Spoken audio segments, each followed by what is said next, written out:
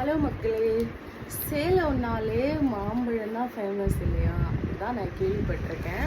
அது இல்லாமல் விஜய் அண்ணா சாங் ஒன்று வரும், மாம்பழம் மாம்பழம் சேலத்து மாம்பழம் அப்படின்ட்டு.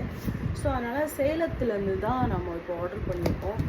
அப்படி தான் அவங்க இன்ஸ்டாவில் வந்து போட்டிருந்தாங்க, சேலம் மேங்கோஸ் அப்படின்ற ஒரு பேஜு.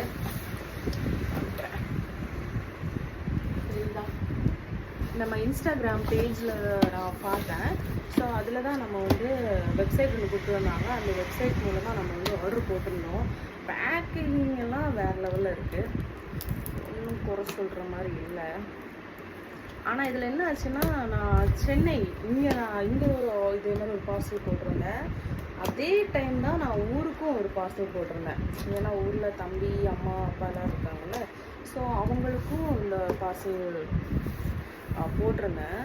நமக்கு டெலிவரியே ஆயிடுச்சு. ஆனால் ஊருக்கு போட்டதில் வந்து இன்னும் கன்ஃபார்மே பண்ணல. அதுதான் மனசு கொஞ்சம் வருத்தமாக இருக்குது. திரும்ப நான் மெயில் அனுப்பியிருக்கேன்.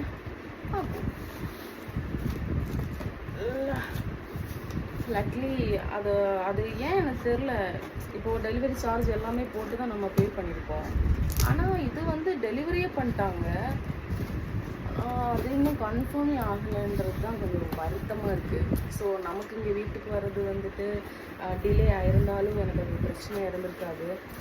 ஆனால் வீட்டில் அம்மாவுக்கும் தம்பிக்கு அப்பாவுக்கும் அப்படின்னு சொல்லிட்டு நான் ஆர்டர் போட்டது அது இன்னுமே புக் ஆகலைன்னு வந்தது வந்து மனசு கொஞ்சம் கஷ்டமாகவே இருக்குங்க.